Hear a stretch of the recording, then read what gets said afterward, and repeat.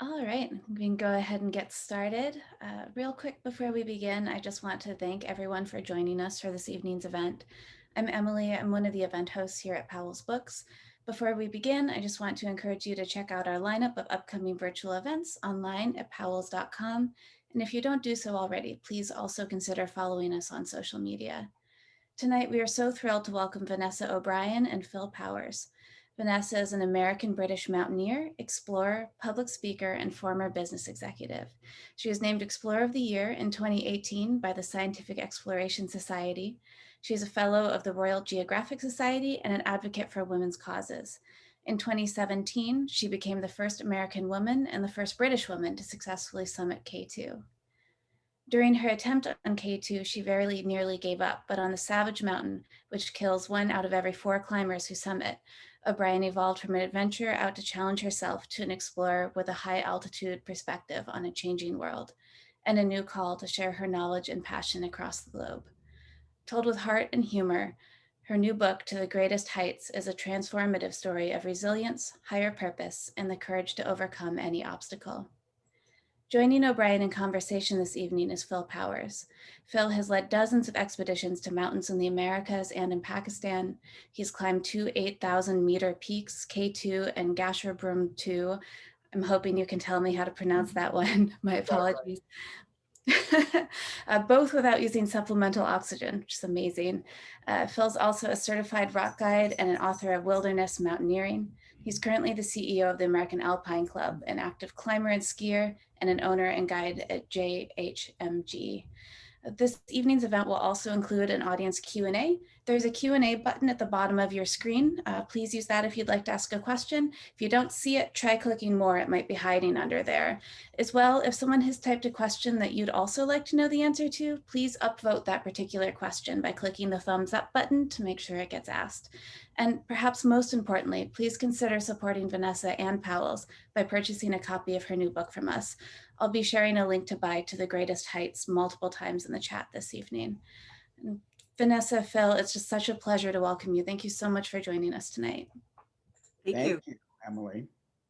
I'll lead off. Just a minor correction. I did serve as CEO at the American Alpine Club for 15 years, but I left that role last September. So my entire focus these days is with Jackson Hole Mountain Guides and our other businesses around the American West.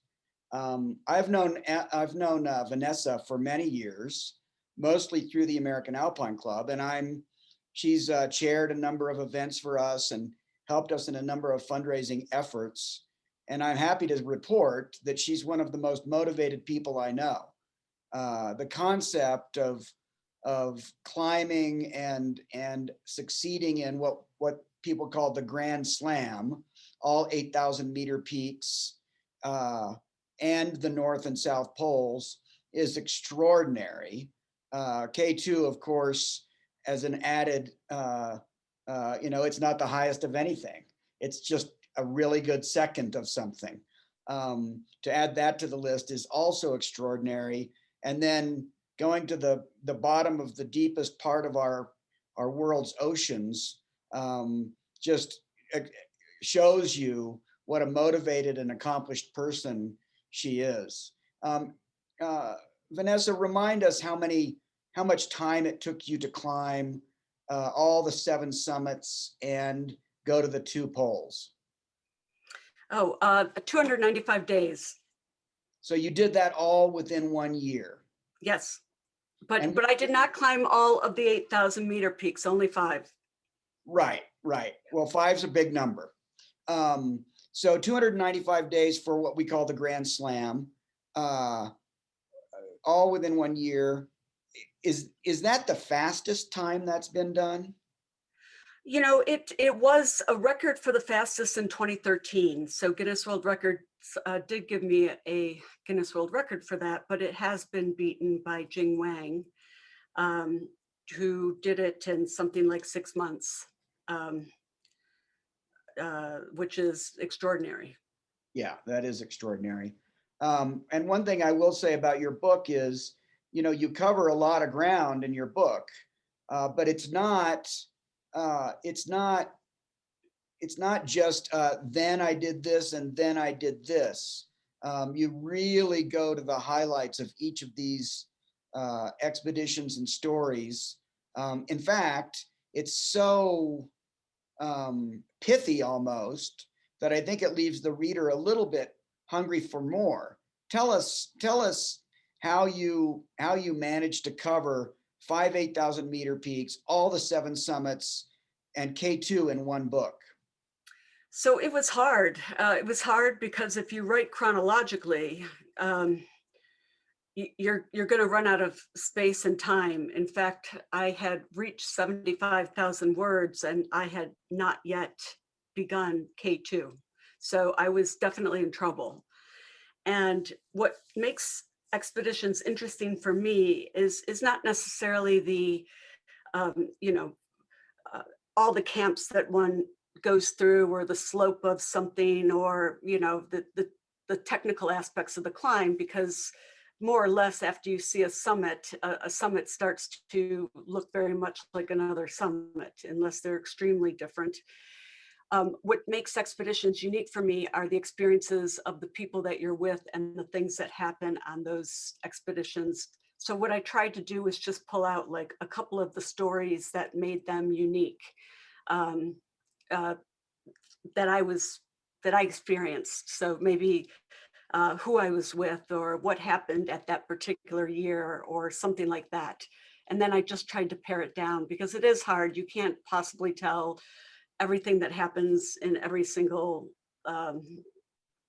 climb. It's Yeah, almost impossible. it Yeah, reads really well. I mean, for anyone who hasn't had a chance to, well, most people haven't had a chance to read it yet because it just came out. that's right. But it reads really well. It carries you along.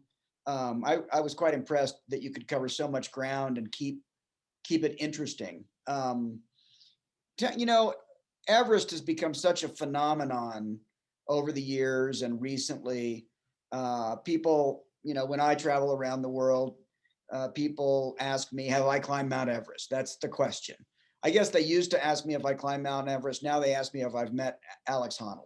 But it's such a phenomenon. And one of the things that's always bothered me about Everest is the way people go there unprepared. Can you tell us a little bit about how you prepared yourself for Everest? Sure. You know, when I began climbing, I was not a climber. So in the book, I take the reader with me on the journey as a non-climber. So we learn to climb together. So I guess my point is whether you don't want to climb a flight of stairs or whether you're a professional climber, it's an interesting lens to look at this because I started the beginning. And at the beginning, I go to acquire climbing skills in New Zealand, which is closest to where I live at the time in Hong Kong. And it's an interesting sort of left brain problem that I'm trying to solve. And that is where my only goal is really to climb Everest. And I have been higher with Kilimanjaro than Everest Base Camp. So the way that they sell Everest is Base Camp, Camp 2, and the summit. So I'm in this sort of quandary about should I get Everest experience by, you know, the Goldilocks and the Three Bears equation of I want to get onto the mountain and I've been higher than base camp, but I'm not experienced for the summit. So Camp 2 sounds like that perfect place. But what I miss is what you always don't know is that, sorry about that, was this problem of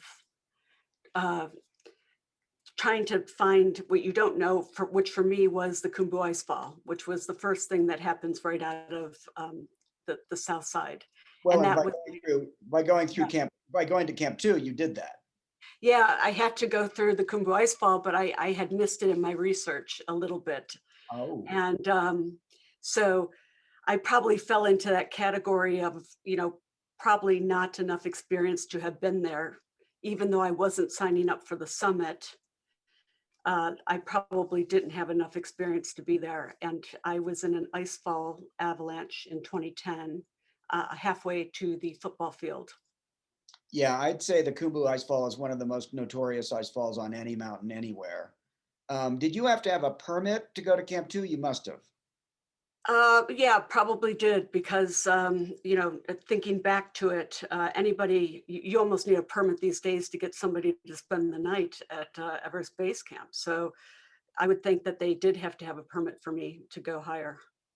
Right. And so you were with, and I think on most of these trips, you were with a commercial enterprise or a guided expedition, um, just to make these things more seamless and well put together. Yeah, and in that, I should say that almost all the names have been changed. My approach to this was, if somebody ran a commercial expedition and was today still in business, I gave them the option whether they wanted to be named or not. So that's why in the book you'll find some people that you'll recognize very much, and those names will be very familiar to you, Mhm. and other people will sound strange because you have never heard of that, and that's by design. So there is some masking. So I guess Um, I shouldn't ask who those people are. well, it's not really relevant in the storytelling. What's important is the types of experiences that people experience. So um, and I've had these conversations. It's quite funny. If you take a photograph, and there's four people in the photograph, everybody always looks at themselves. But the reality is, when people are looking in from the outside, they're looking at all four people. But in this case, they're mostly focused on the author, which is me, because I'm writing it in first person. And, So uh, you the know, other client, the other experiences are sort of incident. They're not incidental, but they are what's. Some are repetitive, but they're showing you the types of people that climb, the types of experiences that I'm having. Some are good, some are bad, some are on me, some are not on me, and but it all makes for a really interesting experience overall. yeah, sticking with Everest for a minute, you say in the book, you talk in the book about some of the difficulties you encountered on your summit day, your summit bid. Mhm. Um, not to give away the story too much, but you talk about making sure you have extra batteries for your headlamp and um, some things that may have gone wrong. Can you tell us a couple of anecdotes to whet our appetite? Yeah, sure. I had a really tough summit day, and uh, it just goes to show you, no matter how prepared you are. This was 2012, and this was the year of the Q, the first time that we ever saw people really starting to form lines. So if people really were to go back and look at those pictures, they seem to recall it from 2019 because NIMS posted that picture, but it was much further back that we saw those types of pictures. So it was shocking to see that we couldn't leave at midnight to get up there at a normal time. Suddenly, all these lines of people started leaving from Camp 4, the South Col, as early as 8 a.m. So you didn't want to get caught in a massive line, which we had experienced coming up from Camp 3. So we had to leave really, really early. And I think you never know. You have Everest in your head, and despite your best judgment, knowing everything that you know about yourself and how you climb, for me, I put on that one extra layer, thinking, but it's Everest. Of course, this is like the tallest, it should be the hardest, and you know it could be really cold, and this into thin air moment could happen, and I should have this extra layer. And it wasn't long before we were trudging out, maybe an hour or two, and I was just overheating, and I always overheat, of course, and I knew probably subconsciously not to have that extra layer, but because it's Everest, right? And this is my first big summit. Well, it actually wasn't. I did two other 8,000-meter peaks, but it was a big guy. And so, I have to pull over, take off the oxygen, undo all this stuff, take off the backpack. You can't really undress quickly in a situation like that and take off this layer. Fine. but you know, you're moving slowly, lines are forming. And just, I would say like everything that could go wrong went wrong, including the reason I was carrying all those extra batteries was for a headlamp that it turns out there's very little real estate left on your face. So you have, you know, the oxygen, if you're using it above, I recommend above 8,000 meters only on summit days for digits. But let's say you have the oxygen, you have goggles, there's very little real estate left here for a headlamp, right? And for reasons I won't bore you with, I didn't have a helmet. It's earlier in the chapter, but the headlamp's here, and it just, you know, went boing right off the head and down the side, and no headlamp. Oh, So, you know, and everybody says, you know, take extra batteries, but they don't say to take the extra headlamp. And of course, I had the extra headlamp. I just hadn't thrown it in the pack because everybody was extra batteries, extra so batteries. So what time did you launch that morning on your summit bid? evening, it was 8 p.m. Right. So you climbed through the night without a headlamp. Is that what happened? Yeah, yeah, it was. And it was interesting because the snow was sort of falling. The stars you could sort of see occasionally with some of the snow and other people's headlamps. And basically it was just a mirage of little lights, and you couldn't differentiate all these little things, of course, in a hypoxic brain.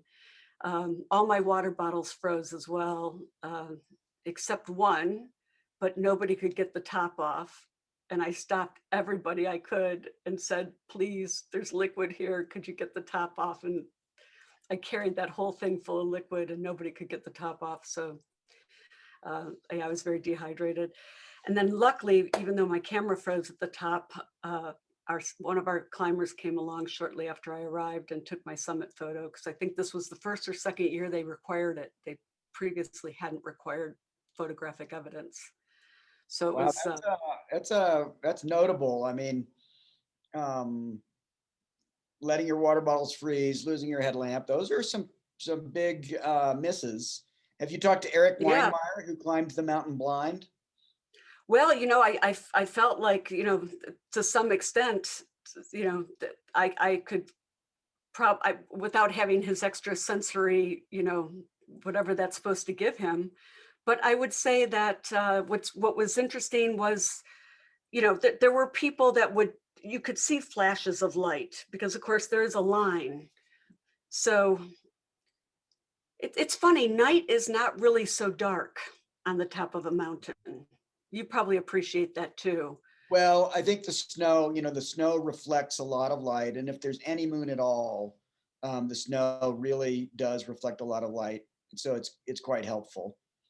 Yeah, I mean, you need it in tricky situations, you know, like we did have the Hillary step in those days. So, you know, there were some parts where you know, you are sort of maybe doing a tricep dip up or down, or, you know, you want your angles right and you would like to see where you're going more specifically, but maybe you don't necessarily want to see how much you are traversing over a ledge or not in other Over the cases. abyss.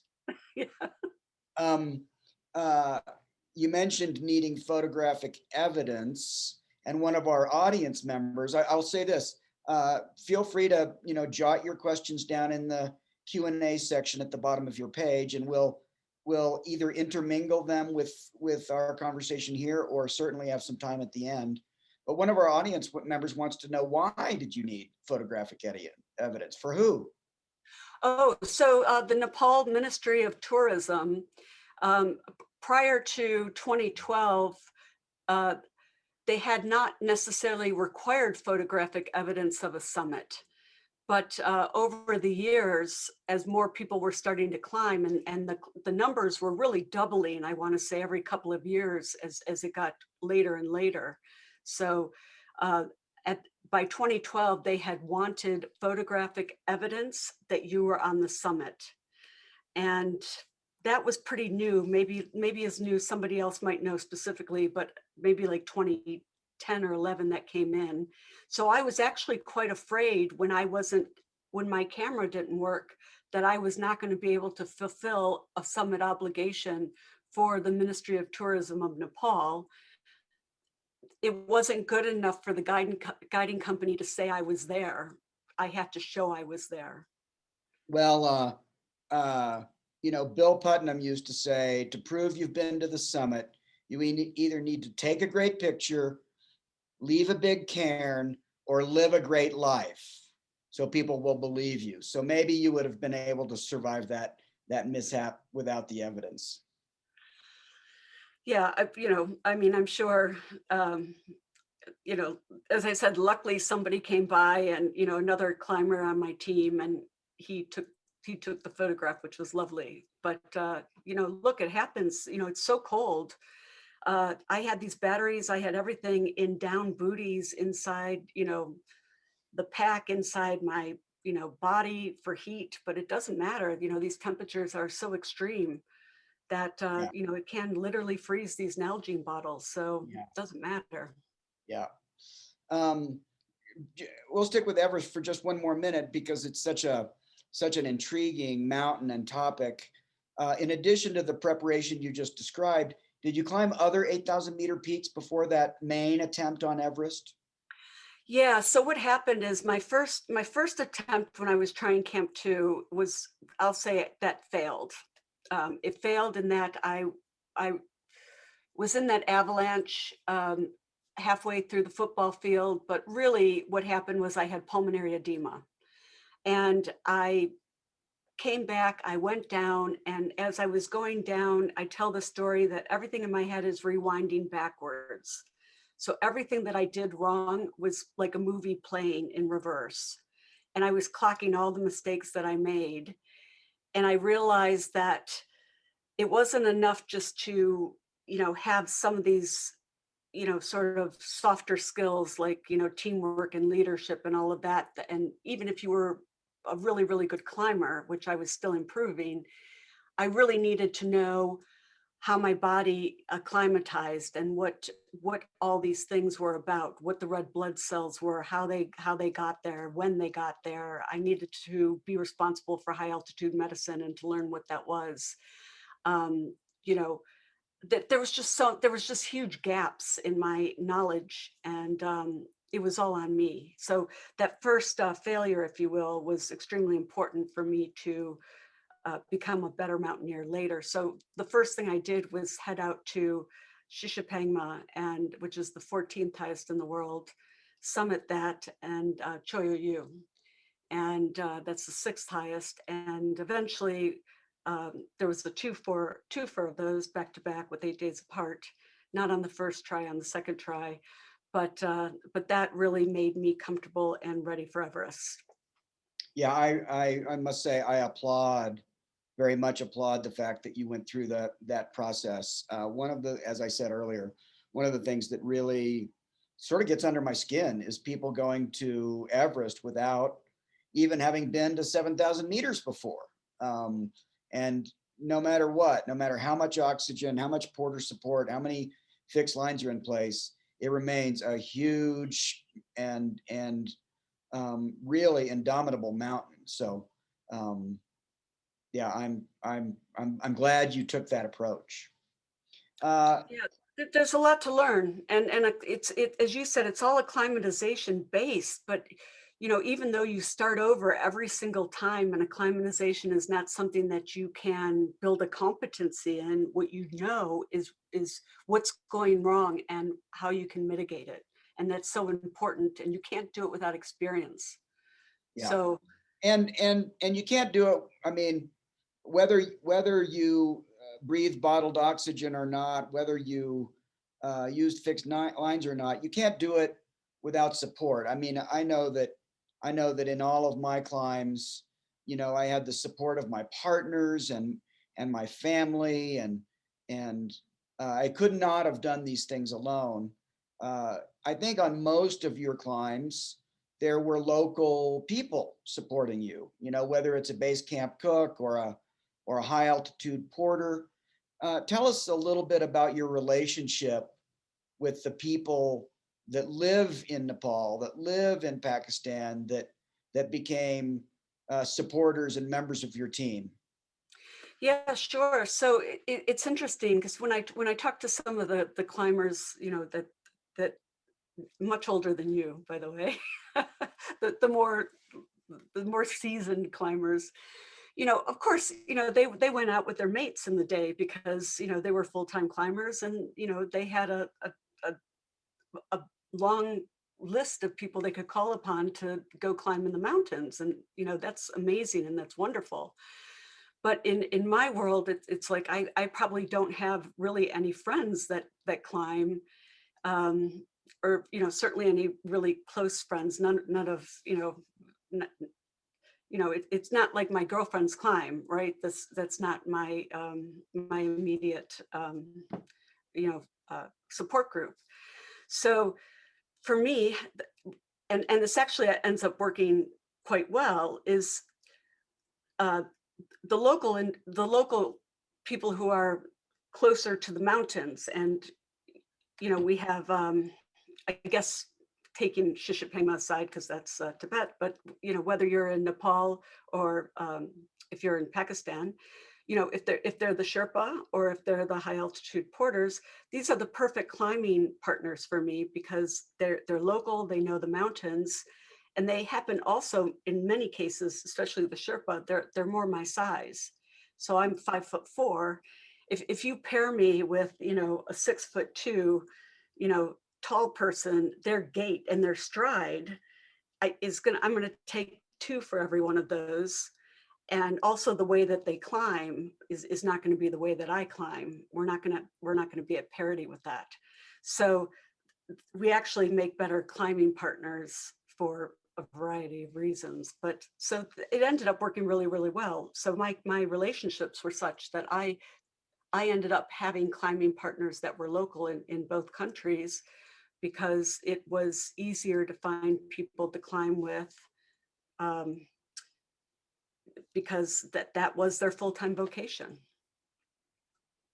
So you climb Mount Everest, and I have a friend, Erin Parisi, who's trying to become the first transgendered woman to climb the 7 summits, and she did not start with Mount Everest. And I told her, be careful. You're going to get into this and climb a bunch of the easier ones, and then you're going to be faced with Denali and Everest at the end, and you might want to pick the hard ones off first, which you did. You picked off Everest first, and I think that's wise. But you go from Everest and then proceed to climb the rest of the 7 summits, including Karsten's Pyramid, the right way to do it, in my opinion. But a couple of the mountains, Denali and the Vincent Massif, demand moving a huge amount of gear up the mountain. And you talk a little bit about hauling sleds. Tell us about your experience moving big weights around, big sleds around. Yeah, it's a hilarious chapter in the book. It's the advice that I'm given is sure, just if you're going to start training for those types of expeditions, then you should always train and mimic what you're trying to do. So if you're climbing a mountain, it's always great if you can do something that steps up, right? Because you're going to be stepping up. So things like staircases or stuff like that, sort of mimic more like an actual climb. In the event you can't be out in the wilderness. But so the suggestion was to pull a tire. Now, and you've seen probably videos like this and people pulling a tire, but if you're in the middle of a city, it's like, okay, where does one acquire a tire, right? And, it sounds sort of innocent, but in the book, it's quite funny. Here I am in the middle of, Boston on Charles Street, trying to figure out, all right, well, I don't think I've ever actually bought a tire. I have owned cars before. I probably had to change a tire, but that was already in the boot or in the trunk or whatever. And so, yeah, that whole process is funny. And then even if you do secure one, rigging it is a whole, another fun little exercise that is not as easy as people make it out to be. And then where are you going to pull it once you have this thing sort of rigged up, ready to go? It leaves marks. So you can't just pull it in the middle of the street, right? You have to have a place, right? Like a beach. So yeah, I think, people that sort of throw this stuff at you, and you're in the middle of a suburb or a city, it's like, wow, this is, you're all enthusiastic and it sounds great. And then all of a sudden the reality of trying to put it together comes in, and it's this hilarious sort of exercise. And that's why I really wanted to share it, because you can't make this stuff up. It's like, the funny things that happen when you try to do this have to be shared, because it's a very unnatural thing to do for Yeah, most people. yeah, and this was pre-CrossFit days, so it wasn't. Yeah, people were not flipping tires. Now Yeah, they flip. these days you might go to a parking lot in Denver, Colorado, and see someone pulling or flipping a tire, but back then that had yet to materialize. Yeah, so but yeah, it's a funny thing, but it does help, I think, because that shifting of the weight and the pulling of the core, if you've got a harness, and you can buy those online, but the weight, your distribution of weight is very different in how you're pulling it. And I think that that matters in how you train. So it is good to train. It's just hard to rig. Yeah, yeah. Tell me a little bit about the concept you bring up. You talk about being afraid of things, being scared by some of the mountains, and that led you to just study more, just prepare more, just do more research. Tell us about that. Sure. I mean, I would say, initially I didn't know anything about any of the places I was going, and sometimes I had very little time to prepare. So uh, my first thing that I would always do is try to find out as much as I could about where I was going, and you know, uh, any sort of conditions that I might come into or anything like that. K2 was probably the one that was the hardest for me to get my head around. Uh, that was in 2014, I think, when I first started looking at it. There was a successful expedition. Well, let me say this. 2013 had the Nangma Parbat massacre. So there was, it wasn't published a lot in the US per se, but in the international press, it got a lot of attention. These are 10 climbers at Nangma Parbat base camp that end up losing their lives. And true terrorism, we'll just say that.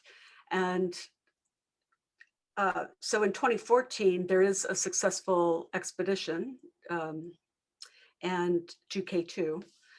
So in 2015, when I'm doing research, or 2014, when I'm doing research to go in 2015, I really can't find out much about it, about Pakistan, about K2, about really anything. And that was probably where I had to put my most trust and sort of faith up to sort of the universe, and sort of see what happens. And I did receive some advice, and the advice I say in the book, is funny, because the advice is things that say, don't be in the wrong place at the wrong time, or don't call attention to yourself, and these things are not very specific. So, like, don't be in the wrong place at the wrong time. How great in a spy novel, but what do you do with that? And but what I found was a very different place than I expected. I think I expected to go there and have all these things go wrong, and it was a lovely place. So.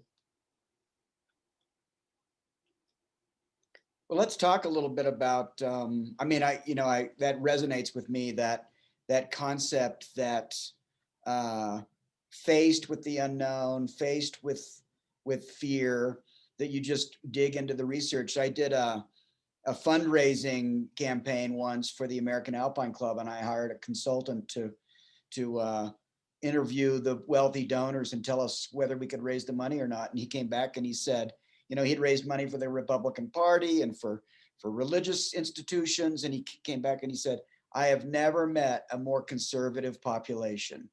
Those guys want to know everything before they'll say what they're going to do, which is true of climbers. They do their homework before they launch into the unknown.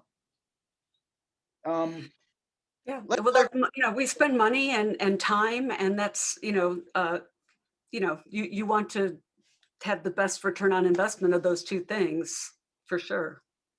Yeah, of course. Well, speaking of money, I mean, all these mountains demand travel, and you pay porters and you buy food. And do you have any idea what 7 summits, 2 poles, and 8,000 meter peaks, really 4, because you don't need to count Everest twice. Do you have any idea what all this cost? Well, I know somebody who does. I'll bet you Spousey does. I bet you Jonathan. I bet you he's got a spreadsheet, and he probably knows to the penny.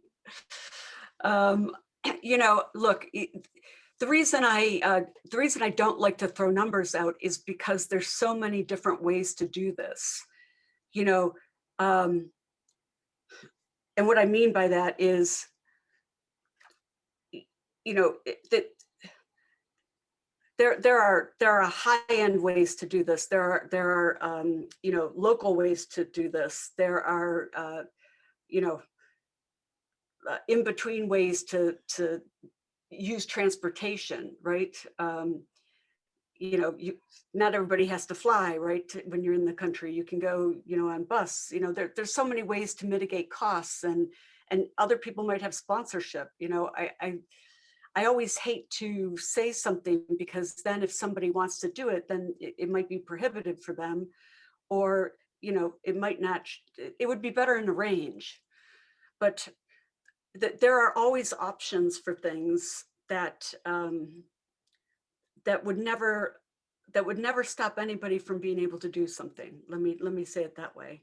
At the same time, somebody should know why they want to do it, because I think a lot of people misperceive occasionally that doing this has some sort of great prize at the end, and there really isn't any great prize at the end, except a wonderful sense of self satisfaction and accomplishment. But there isn't anybody at the end patting you on the back or praising you or telling you how great you are. So if you're doing it for yourself, that's great. But if you're doing it for other people, that's probably not a good idea. Yeah, I think there's truth to that. I don't think there's any great prize for mountaineers, though, these days, for the first time in history, really, climbers and mountaineers are beginning to be able to make a living at climbing. Some of them can now, and it's of course a small population, but I'm pleased to see that taking place. I think it brings some complicating factors into the equation. Do I need to summit to keep my sponsor? That's an additional variable. But given all you've said, I understand your point of view, but I bet you people want to know how much it cost. Yeah, and each one is different. Each one of those summits is different. It's a lot lower of a price to climb Kilimanjaro than it is to climb Everest. And, yeah. And even Everest, you could put a price tag in there, probably anywhere from 40,000 to 100. In fact, I think, what is NIMS charging now? I heard NIMS is charging 200,000. Yeah, that's a big number. I think a lot of people have paid, around $65,000 or $70,000 to go on an Everest expedition. I can't imagine that K2 would be any less, because generally, and I think this was the case for your trip, you're importing Sherpa from Nepal to be your high altitude porters. Is that what you did? Yeah, I had a mix. I had some Sherpa and I had some high altitude porters. We do talk about that in Pakistan quite often, about trying to equalize and get the skill level of the high altitude porters equal to the Sherpa. Mhm. We have talked about climbing schools and things like that. Um, there needs to be a little, well, there does need to be some equilibrium. They have some very good climbing high altitude porters, but it is not the industry that they have, say, with the KCC and the Kumbu Climbing School. I'm a little sensitive to time, and I want to hear some of the audience questions. So feel free to drop yours in the Q&A. But before we do that, Vanessa, do you want to read us a few paragraphs from the book so that we can get a taste of your writing, and you can draw us into the story so we'll all buy it? Uh-oh. Sure, I can. I can give you, I did pull out one little sequence here. This is actually in the opening. So it's like right on page 4. So this is K2, and it's on the glacier.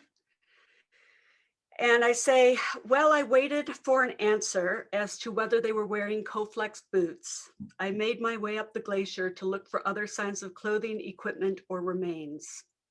Climbing gear is as colorful as a circus act, specifically because we want to be easy to see against ice and rock. When I first started climbing, I hated this.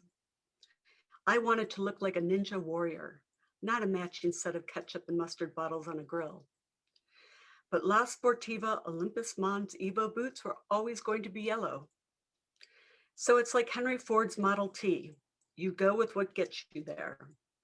I hiked upwards for a while, scanning the shadowed snowbanks. Nothing. It was overcast now, and I was pushing against a persistent wind that pushed hard enough to engage a core of resistance between my ribs and my breastbone. I went back to the boots. Hey, Benigno, I called as he clambered onto the icy rise and stood next to me, puffing white clouds of breath. I may be a bit out of my depth here, I said, offering him a mask and gloves. I don't suppose you'd give me a hand, or a foot, as it were. He shrugged, grinning. Climbers are used to dark humor. I held the boot, instructed him with bits of flesh to saw away, and opened the container to receive the sample. Right, perfect. Now, can you snap off that bone fragment? Good. Same thing on the other one. I'll get another container. We repeated the whole process with the other boot. When it was done, I removed my mask and gloves, labeled the containers, and bagged them with the knife. Hey, don't throw away that knife, said Benigno. Give it to me. I'll clean and keep it. Fair enough. I let him reach in the bag and take it. There was a deep crevasse a few yards away, so we gathered the rest of the remains and carefully placed them into the dark recess, marking the GPS coordinates. Let me say a prayer, I said. Benigno stood respectfully, head bowed, hands behind his back. Our Father, who art in heaven, hallowed be thy name. Thy kingdom come, thy will be done, as earth is on earth in heaven. My voice cracked. I'd recited the Lord's Prayer every day for 40 years of living memory. Now I blinked my watery eyes, disturbed to find the familiar words out of reach, while a host of unfamiliar emotions rushed in. Lead us not into temptation, deliver us from evil. Amen. Farman, our cook and base camp manager, said he would keep the samples on ice. I sent another message, and this time the answer came back quickly. Neither her father nor her brother had been wearing that brand of boots. And in that vignette, you're searching for the remains of Marty and Denali Schmidt, Sequoia's brother and father. And did you ever find the remains? No. So, in that sequence, I'm trying to reach her to see if, before I go through this, is it these brand of boots? And I don't hear from her, so I have to go through it, the motions. And then after it's done, she replies, it's not that brand of boots. So the dirty work's done, right? Yeah. What was unusual and what propelled me to do it were two things. One is it's very unusual to see a pair, meaning two pieces of two body parts next to each other. So these were two boots. And usually when things come down the glacier or down the mountain rather, in an avalanche, they're spread out. And it was so unusual to see two things next to each other that it was ominous. And I really felt that it could have been a sign. Yeah. The other reason was the year before, for those who follow these stories carefully, Sequoia had gone through a very tough time watching a video that Mike Horn had put together that had a round human head that had rolled on the ground, and it happened to have long hair. And she swore that looked maybe familiar enough to be her brother, and made the trip over to Pakistan and took DNA from that sample, and it was not. So I realize the pain that families go through when there is no, when they lose someone and there is no evidence or a sign.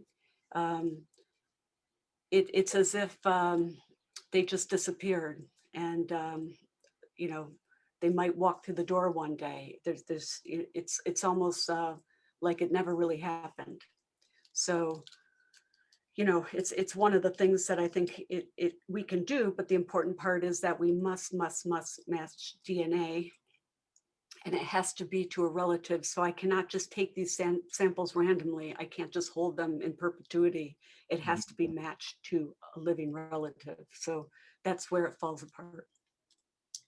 Yeah, those are tough situations when families lose people to the mountains, and I think sometimes climbing seems like a pretty selfish endeavor when we venture off into the great unknown and don't come back and leave our families to have to deal with the mess. There are a couple of good questions from the audience. One is, what's the most astonishing place on Earth that you have seen? Is it the top of K2 or the bottom of the ocean? Tell us what in your history is the most astonishing place.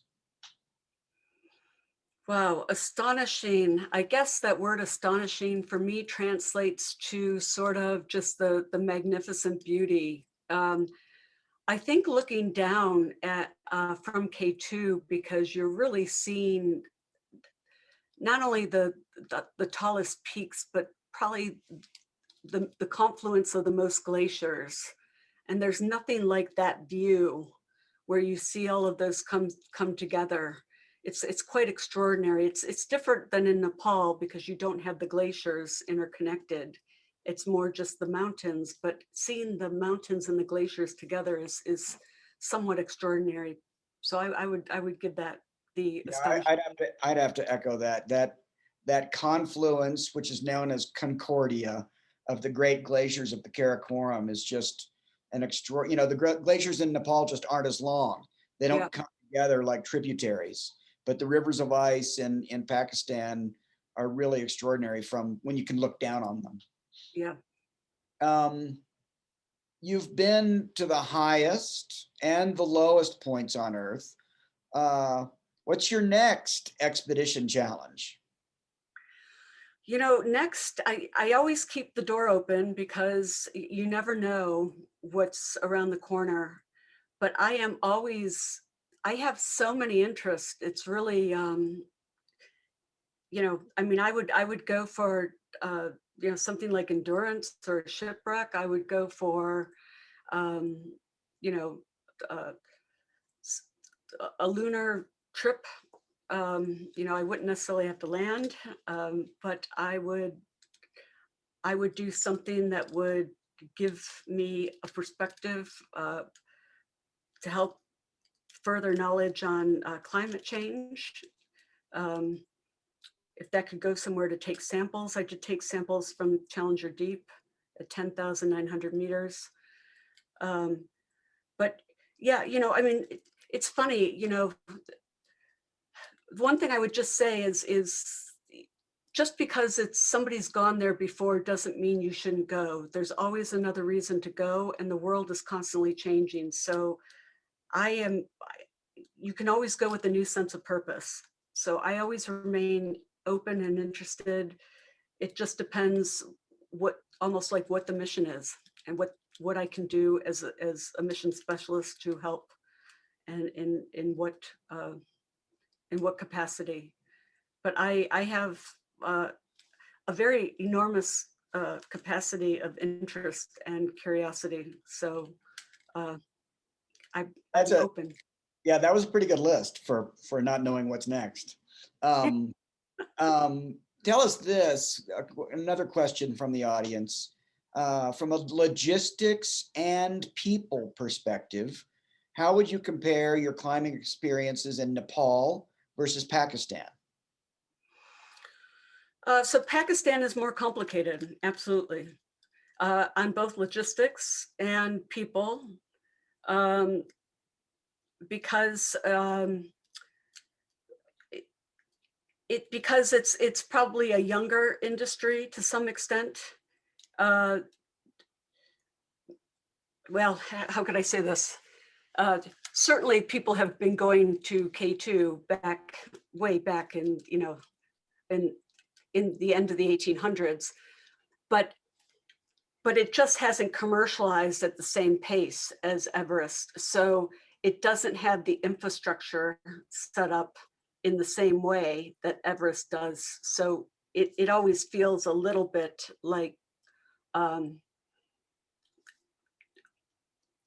there's a little magic that comes together to hold it together. There's relationships are very important in both countries, and rules are constantly changing. So nothing's set in stone. Administrations change, rules change. So always make sure that you know the latest and greatest before you go. But I'd say Pakistan is more complicated for sure. Yeah, I have not climbed extensively in Nepal, and I would have to agree. It's just a less mature marketplace. There hasn't been the development of high altitude porters, and therefore there's no people there that know how to put up the fixed lines in front of you and all those things. I'm gonna just take one more question from the audience, and then we'll move on to wrapping up. This has been really quite wonderful, Vanessa. The final question from the audience is, did you have any friends? I mean, K2, in this panoply of mountains that you've spent your time on, K2, I think for many remains the most sort of ethereal. I think it's the most beautiful. But the question for the audience is, were there any friends of yours? Did you know any of the people who succeeded this winter in making the first winter ascent of K2? It was the last 14,000 meter peak to ever be climbed in winter. And that just now happened. Did you know any of the people on either of those teams? I knew people on the summit teams, and I knew people who had lost their lives. So I knew both sides of that. I was involved in the rescue for those that had lost their lives. So primarily for Ali Sidpara and John Snorri and JP Moore. So it was tough because it was great on the one hand to celebrate the success of the Sherpa, and that really was an amazing job. That was 3 Sherpa teams that came together. So not one, for those who didn't follow it as closely. That was Nim's Dai, his team, that came together with part of the team from Dawa, Chang Dawa Sherpa and 7 Summits, and also from Mingmaji. So 3 teams came together to do that summit. and they had a short weather window in which to do it before they would have to wait another very long time. And they were very strong, and they used oxygen except for NIMS. So just to, to sort of show that the uncertainties and everything that came with that. But tremendous effort for the 10 individuals that did that. And preceding a week or so that went by, we had three individuals attempt that. Actually, maybe 4, because one turned back, but did not make it, and they were lost. So there may be some teams that go this summer to try to find and locate and see if we could find any evidence to see if they made it to the summit. They had plenty of time to make it to the summit, but nobody can say for sure unless we can find cameras on their bodies, and if they hid or if they separated. I mean, no one knows.